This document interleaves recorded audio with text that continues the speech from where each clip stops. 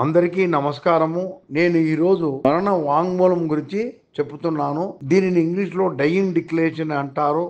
ఇది సాక్ష్య చట్టంలో చాలా ముఖ్యమైన రిలవెంట్ ఫ్యాక్ట్, అంటే సంబంధిత సంగతి. ఇది సెక్షన్ 32(1) ఇండియన్ ఎవిడెన్స్ యాక్ట్ లో చెప్పబడింది. దీన్ని ఇప్పుడు మనము భారతీయ సాక్ష్య అధినియంలో సెక్షన్ 26 క్లాజ్ లో చెప్పబడింది.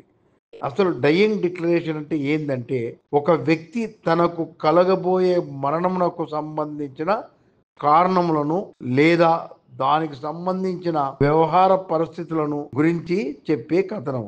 అంటే ఇక్కడ తనకు జరగబోయే చావుకు సంబంధించిన కారణాలు చెప్పి తర్వాత చనిపోతే ఆ కారణాలే అతని మరణంకు కారణం అని చెప్పి ఆ కారణాలను మరణ వాంగ్మూలం అని అంటారు. ఇది ఒకటి. ఇంకొకటి ఏంటంటే, తన మరణానికి సంబంధించిన కారణాలకు సంబంధించిన వ్యవహార పరిస్థితుల గురించే చెప్పే కథనం. అంటే వ్యవహార పరిస్థితులు అంటే the circumstances of the transaction which were taken place prior to his death and those circumstances of the transaction is also called as dying declaration. ఏదైనా సరే ఒక వ్యక్తి ఏదైనా సాక్ష్యం చెప్తానంటే that should have been perceived by him, ఉండి అతను చెప్పే సాక్ష్యానికి చెల్లుబాటు ఉంటుంది. కానీ హియర్సే అంటే ఒకరు చెప్పింది మరలా చెప్తే అది చెల్లదు. కానీ డయింగ్ డిక్లరేషన్ కు అది మినహాయింపు. ఎందుకు? ఆ యొక్క డిక్లరేషన్ చేసిన వ్యక్తి చనిపోయినాడు, తర్వాత చనిపోతే ఆ సాక్ష్యం భూస్థాపితం కాకూడదని, తర్వాత సాధారణంగా చనిపోయే వ్యక్తి ఎలాంటి కపటము లేకుండా, తర్వాత ఎలాంటి డిస్కషన్స్ కానీ కన్వర్జేషన్స్ కానీ కన్సల్టేషన్స్ కానీ ఉండవు కనుక అతను చనిపోయేటప్పుడు వాస్తవం చెప్తాడనే నమ్మకంతోనే సాక్ష్య చట్టంలో దీని అతని చావుకు సంబంధించిన కారణాలను చెప్పే కథనము డయింగ్ డిక్లరేషన్. ఇది అనుమతించబడే సాక్ష్యము, రిలవెంట్ ఫ్యాక్ట్ అని చెప్పబడింది. ఇంతే కాకుండా ఒక వ్యక్తి ఏదైనా డెత్ నోట్ అంటే తన చావుకు సంబంధించిన కారణాలను రాసి చనిపోయిన ఆ డెత్ నోట్ కూడా డయింగ్ డిక్లరేషన్ అని అనబడుతుంది. వాస్తవంగా ఇది చాలా సబ్స్టాంటివ్ ఎవిడెన్స్, అంటే చాలా రూఢి అయిన సాక్ష్యం. ఆ ఒక్క సాక్ష్యం మీద కోర్టు శిక్షను కూడా వేయడానికి ఆస్కారము ఉంటది. అయితే మనం ఇప్పుడు దీని గురించి మనం తెలుసుకుందాం. ఇంకా మరణ వాంగ్మూలము ఎవరి సమక్షంలో చెప్పినాడో ఆ విన్న వ్యక్తి యొక్క స్టేట్మెంట్ పోలీస్ వారు 161 సిఆర్పిసి కింద రికార్డు చేస్తారు. 180 బిఎన్ఎస్ఎస్ లో రికార్డు చేయబడుతుంది. డయింగ్ డిక్లరేషన్ కు సాధారణముగా మరణ వాంగ్మూలం ఇచ్చే వ్యక్తి తన కథనమును తనకు సమీపంలో ఉండే వ్యక్తికి, అంటే తన బంధువుకు గాని పోలీస్ అధికారికి గాని డాక్టర్ గాని ఇస్తాడు. దానిని వారు వ్రాతబద్ధం చేయాల.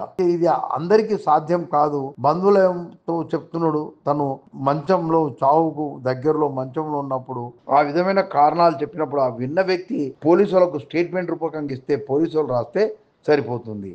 అయితే మనకు ఈ మరణ వాంగ్మూలంలో మంచి నిక్కచ్చిగా కోర్టు వారు దాని సాక్ష్యంగా ఎలాంటి సపోర్టింగ్ ఎవిడెన్స్ లేకుండా నమ్మాలంటే ఒక జ్యుడిషియల్ మేజిస్ట్రేట్ గారు ఆ యొక్క డయింగ్ డిక్లరేషన్ రికార్డ్ చేస్తే దానికి వాల్యూ ఎక్కువ ఉంటుంది. ఎందుకంటే ఒక సింపుల్ ఎగ్జాంపుల్, జ్యుడిషియల్ మేజిస్ట్రేట్ గారు రికార్డ్ చేసేటప్పుడు చుట్టుపక్కల ఎవరు ఉండకుండా చేస్తాడు. తర్వాత ఆ ఎవరైతే డయింగ్ డిక్లరేషన్ ఆ వ్యక్తికి స్పృహ ఉండి అతను చెప్పిన ప్రశ్నను అర్థం చేసుకొని జవాబు చెప్తున్నాడని ఆలోచన చేసి, అంటే కొన్ని షాంపుల్ ప్రశ్నలు వేసిన తర్వాత అప్పుడు షార్ట్గా ఏం జరిగింది, ఎవరు చేసినారు అని మెల్లమెల్లగా చిన్న క్వశ్చన్లకు ఆన్సర్లు రాబట్టి ఆ తర్వాత ఆ మేజిస్ట్రేట్ గారు అతనికి చదివి వినిపిస్తాడు. అక్కడే పక్కనున్న డాక్టర్ కూడా సర్టిఫికేషన్ చేస్తాడు. ఈ డిక్లరేషన్ ఇచ్చిన వ్యక్తి is capable to speak and is capable to understand అని ఒక సర్టిఫికేషన్ ఇస్తాడు.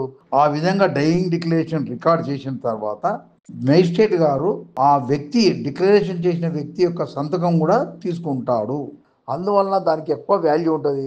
ఒకవేళ పోలీసులు రికార్డు చేసారు అనుకోండి, సపోజ్ ఇంజూర్డ్ హాస్పిటల్కి వచ్చి పోలీస్ స్టేషన్కి వచ్చినాడు, బంధువులు తీసుకొని వచ్చినప్పుడు కూడా పోలీసులు కూడా అతని స్టేట్మెంట్ రికార్డ్ చేస్తే తర్వాత చచ్చిపోతే అది కూడా డయింగ్ డిక్లరేషన్. కానీ ఇక్కడ పోలీస్ వారు రికార్డ్ చేసిన దానికి డయింగ్ డిక్లరేషన్ అంటారు, కానీ దానికి విలువ తక్కువ. ఎందుకంటే పోలీస్ అధికారి రికార్డ్ చేసినప్పుడు ఆ వ్యక్తి స్పృహలో ఉండి తర్వాత అర్థం చేసుకొని ఎవరి యొక్క ప్రభావం అతని పైన లేకుండా నిస్సంకోచంగా ఉన్నది ఉన్నట్టు చెప్తున్నాడనే భావన కలగాలంటే ఆ విధమైన స్టెప్స్ ఆయన తీసుకున్నా లేదనే దానికి నమ్మకం తక్కువ.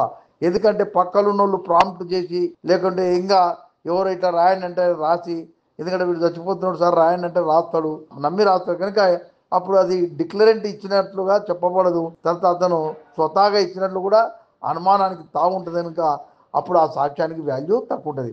అలాంటి సందర్భాల్లో కొరాబరేటివ్ ఎవిడెన్స్ ఉండాలి, స్ట్రాంగ్గా ఉంటే అప్పుడు దాన్ని కోర్టు పరిగణలోకి తీసుకొని ఆ సాక్ష్యాన్ని పరిగణలోకి తీసుకొని నేరస్తునికి శిక్షను ఖాయపరుస్తుంది. సో అలాగే ఒక డాక్టర్ కూడా రికార్డ్ చేయొచ్చు. మేజిస్ట్రేట్ వచ్చే వరకల్లా ఆలస్యం అవుతుందంటే డాక్టరు ఇమ్మీడియట్గా అడిగి రాసుకొని సంతకం చేసుకుంటాడు, అతని సంతకం కూడా తీసుకుంటాడు. దీనిలో కూడా మేజిస్ట్రేట్కు ఉన్నంత పరిజ్ఞానము డాక్టర్కు ఉండదు. అయితే డాక్టర్ ఒకటే is capable to speak and capable to understand అని చెప్పి రాసి సంతకం చేస్తాడు. మనం ఎందుకు ఇది చేస్తున్నాం డాక్టర్తో అంటే మేజిస్ట్రేట్ వచ్చే వరకు కూడా అతను బతుకుతాడో లేదో తెలియదు. ఒక కేసులో మీకు ఎగ్జాంపుల్ చెప్తా. 90% బర్న్ ఇంజరీస్ ఉంటే మన పోలీస్ వారు అతని స్టేట్మెంట్ రికార్డు కార్లో పోతుంటే కార్లోనే కూర్చొని రాసినాడు. అంటే ఇంజుడు వాళ్ళ కార్లు తీసుకొని వచ్చారు పోలీస్ స్టేషన్, చక్కగా ఎస్ఐ గారు దాంట్లో ఎక్కి అడిగి రాసుకున్నాడు. రాసుకున్నప్పుడు పక్కన ఉన్నాడు, వాళ్ళే వీడియో తీసుకున్నారు. అయితే మామూలుగా డాక్టర్ కడితే 90% కాలినోడు is unable to speak, is capable to understand అని చెప్పిండు.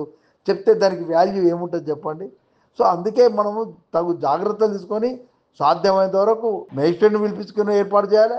లేని పక్షంలో డాక్టర్ గారే చేయాలి. కానీ కొన్ని సందర్భాల్లో తప్పదు, వాడు చెప్తున్నాడు కానీ ఇంకా వాడు చచ్చిపోతాడని కూడా మనం రాస్తాం. రాసినప్పుడు కూడా దాన్ని డైన్ డిక్లరేషన్గా కోర్టు వాడుకుంటుంది. మనం ఎందుకు మిగతా follow కాలేదంటే as there was no time, by the time he gave evidence, by the time the doctor or judicial magistrate who reached there he died అంటప్పుడు దీనికి కూడా వాల్యూ ఉంటుంది.